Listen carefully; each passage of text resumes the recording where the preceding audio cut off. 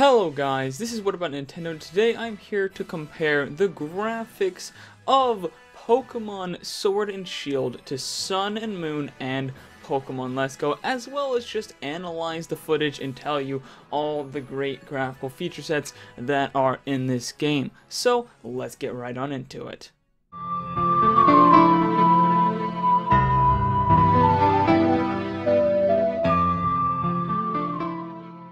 So, Pokemon Sword and Shield are the first brand new generation to come to home consoles ever. So obviously people are expecting it to look a lot better than Sun and Moon on the 3DS and even Let's Go on the Switch, because that was just a remake, and it does. And I'm going to show you exactly how it does in this video. But first, note, the game is still in development. It is still very far off. It's probably coming out November. It's probably at least about 10 months away, and this build is probably not new. It's probably representative of several months ago.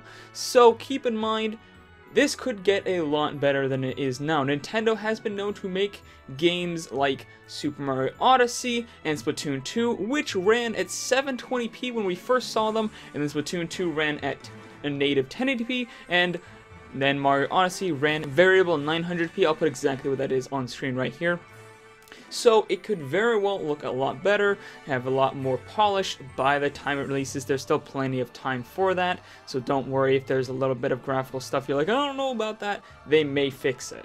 Before we go into the deep dive of graphical features, why not start with resolution? Now, the resolution of this game is a bit odd. It seems to be a native 1080p for most scenes, however, not all the time. So I pixel counted 5 areas of the trailer, and 4 of these areas came back as a native 1080p. This indoor area, this wind vane overlook, the outside look of this house, and this hill with the strange markings on it.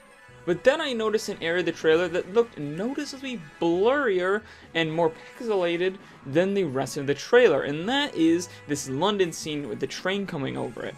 So I decided to pixel count this area as well, and it actually came out to 852p. That's right, not a full 1080p like the other, not even a full 900p.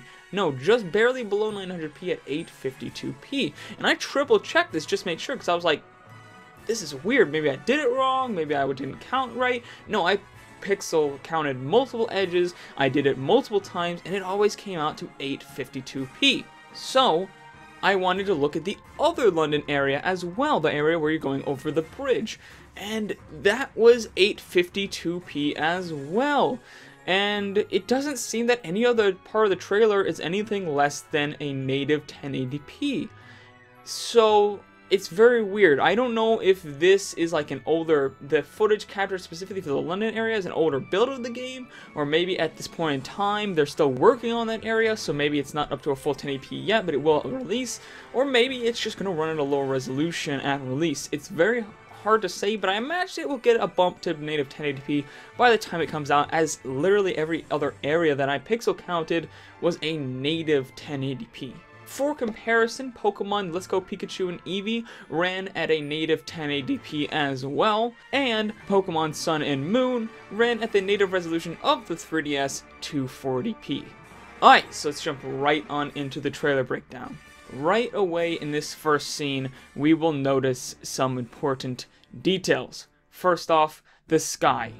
Dang, does the sky look good in this game. This is a massive improvement over Sun and Moon.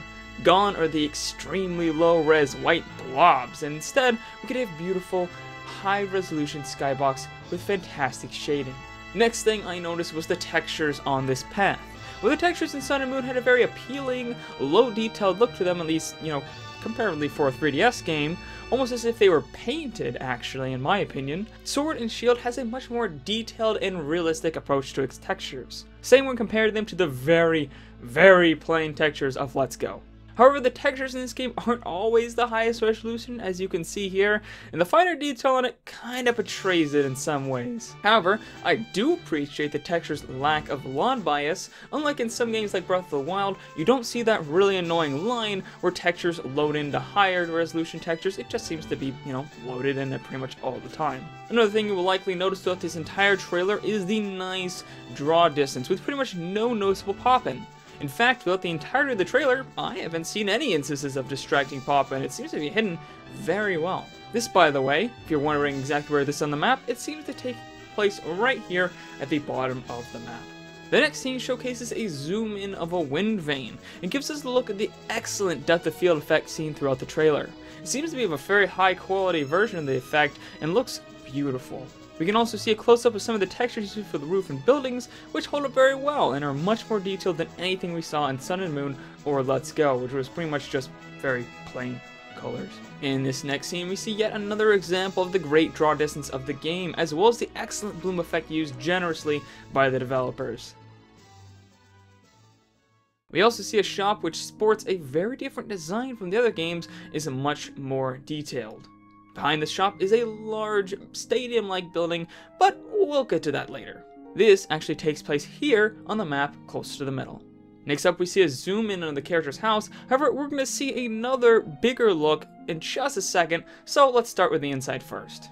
Inside the house is another use of that great depth of field effect, as well as a look in the indoor environments and the player character. The player character seems to be a natural evolution of the avatar in Sun and Moon, keeping the more realistic proportions while having more detailed and high-res clothes, as well as better shading, like in Let's Go, but with a better material work and a bit more detail. However, if you look at the shadow cast by the player, you can see that it is very low res, just like in Let's Go, which is disappointing. The room environments, however, are a big step up, with much better lighting and shadows, better geometry, and textures on things like drawers. You can see that the wall and carpets now have a very textured look to them, rather than the flat, plain look of Let's Go. To be fair to Sun and Moon, it did try to also have a textured look, but it just doesn't really look nearly as good as Sword and Shield. Now, let's look at the outside of the house, where we see even more massive improvements. Shadow detail is much higher than the other games, with what appears to be a nice implementation of ambient occlusion, as well as shadows from pots, wheelbows, and the tree out front. This is a big improvement over Sun and Moon, which had very few very basic shadows, and even Let's Go, which had very dithered looking shadows that were quite frankly awful. They were just ugly. However, like the shadow for the player character, you can see that many of the bigger shadows, like the one cast from the tree, are very low res, and I hope this is improved in the final version of the game. Geometry details also pumped to the max, with fully modeled paver stones in front of the doorway, and these nice wooden logs built into the pathway down the hill. The way hills are handled also looks much more natural than Sun and Moon, with a higher polygon count and smoother slopes. Vegetation details also much better than Sun and Moon, with vines, potted plants, and 3D grass strewn all about. This is much closer to that of Let's Go, but with a much more detailed approach, and as we'll see more later on, blows Let's Go out of the water.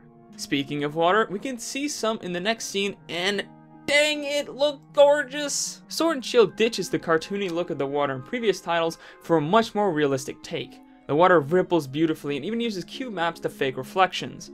It would have been nice to see screens place reflections, but it's still a massive step up from Sun and Moon and even Let's Go. This, by the way, takes place over here, a little ways up from the start of the map. The next scene shows a dark forest with a nice fog effect penetrating everything, and some detailed foliage throughout. We also see some more realistic looking trees, which definitely outclass anything we saw in previous games. This area I believe to be here, just due to the difference in trees and the more spooky look. Next up, we get our first view of this game's version of London. We see a train going by, as well as some detailed buildings both in the foreground and the background, with loads of great shadows and geometry throughout.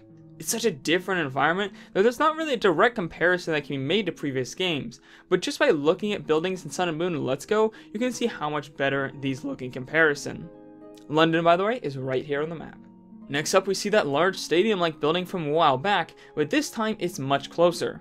We can see a nice diffused glare from the wooden siding, indicating that the outside is probably coated in some kind of finish. We also see the side of a nice brick house, a picket fence, and detailed tree and wheelbarrow. They look similar to a ton of areas in Let's Go, but obviously much more detailed. Next we go back to London and see some more of that excellent brickwork, as well as shadows, and this nice smoke that actually seems to interact with the environment, seeming to go around this wheel here. Smoke like this can be seen all throughout the London areas and looks great. However, in this scene, we do see some bad texture filtering here on the bricks. This is the case across many scenes in the trailer, some anisotropic filtering would have been definitely appreciated. Next, we get our first look at a snow area. There's a decent snow effect, and the textures here are fair enough, but honestly, this area is probably the most bland area in the trailer, especially compared to later snow areas. This area is likely here on the map. The following scene goes back to the lake from before, this time much closer to the house. We see a beautiful water again, as well as more detail in the house, but nothing wildly different from what we saw before. Next, we have a side path that branches off from the very first path we see in the first scene of the trailer. This shows off the very finely detailed grass used for encounters in this game. It is much higher detail and density than any of the grass in Sun and Moon, and much more realistic than that found in Let's Go. Speaking of encounters though, we get our first look at one here.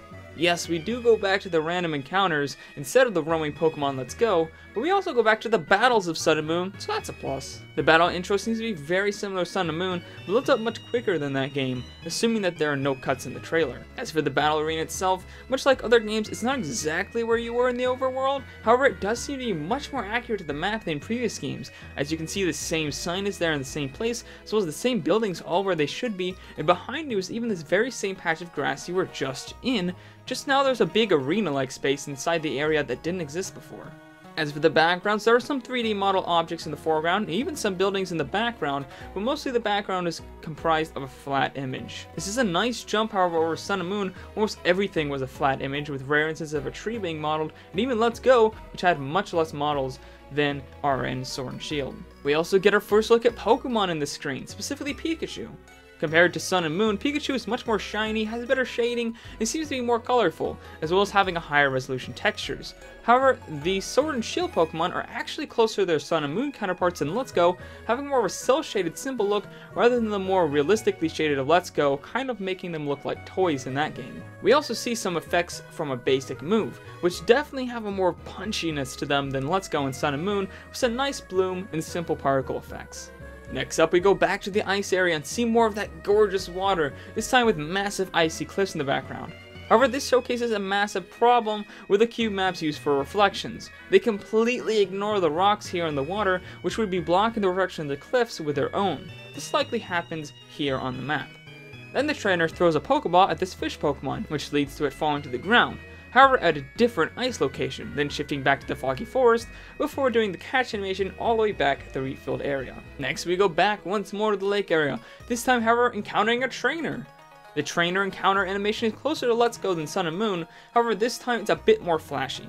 The next part of the animation, however, is wildly different than both of them, with both trainers on screen and your side is blue and the other side pink. The opposing trainer throws their Pokeball, but then it lands in a different Pokemon from a different trainer in a mountainous area. It then switches to an owl Pokemon on a brick bridge, likely here on the map. The owl does a wind attack, and then it switches over to a two-headed Pokemon shooting a purple laser. This move is very flashy with nice bloom particles and ripple effects. It's very similar to that of the moves in Let's Go, however it looks way better. This then turns into another Pokemon in a desert area, likely here on the map, doing a massive wind attack with some great looking screen rippling effects.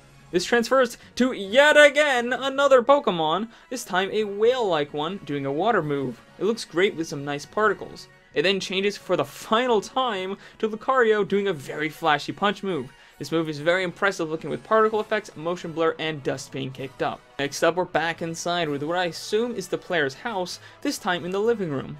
We once again can see the improved model work over Let's Go, and especially Sun and Moon, and the great shadows with the ambient occlusion. We also see a Pokemon on the floor. It's not certain where this Pokemon came from or why it's there. It also doesn't appear that fall Pokemon are in the game, so I don't know why it's even there at all. Next up, we get a look at an absolutely stunning snowy town, which by the way is right here on the map.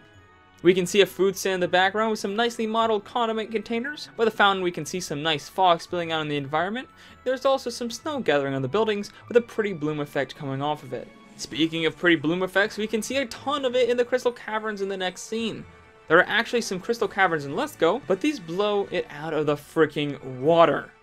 It's absolutely stunning looking with so many vibrant colors, as well as a nice use of baked shadows to make them stand out even more. There's also some very nicely modeled tools, barrels, boxes, and a wheelbarrow, which looks surprisingly high polygon and have some nice material work as well. Oh, and the cave seems to be some sort of mineshaft perhaps, and it's likely here on the map, in the caves that lead up to this sparkly forest. Next, we're at an overlook, facing a large hill with strange carvings in the side of it. This area is here on the map. You can see the carvings in the hill, it's right next to the wheat fields. It's here that we can see the beautiful cloud coverage simulation in effect in this game.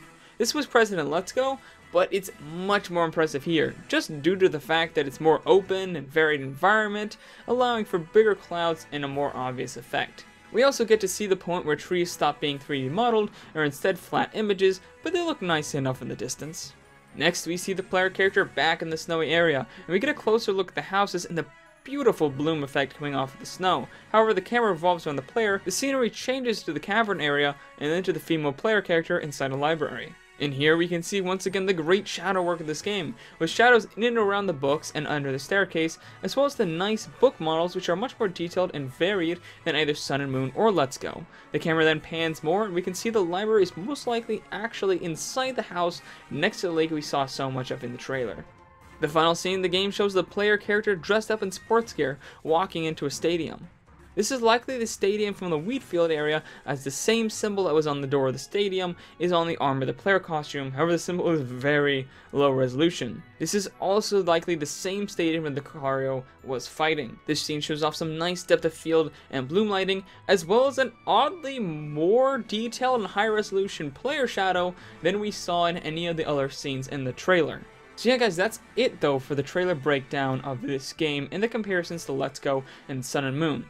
While it does make some great strides over Sun and Moon and Let's Go, just absolutely wildly better than those games, there are some points that I think that they should improve. Shadow resolution, definitely. Some of the textures are not the best, they could be a little bit better, and just anti-aliasing would be absolutely amazing, as well as the strangely lower resolution of the London areas, but I think at least some of those can be fixed by the time this game comes out, so fingers crossed. Anyways guys, thank you all for watching. Let me know down in the comments below what you thought of this video, what you think of the graphics in Pokemon Sword and Shield compared to Let's Go and Sun and Moon, and if there's any features that you would like to see. Also, if you like this video, please hit that like button, hit that subscribe button, ring that bell icon for notifications of all my videos. I do plan on making a comparison actually to Town, which may come out tomorrow or the next day. So make sure you stay tuned for that. Anyways, guys, I'll see all you awesome dudes later on What About Nintendo. Bye!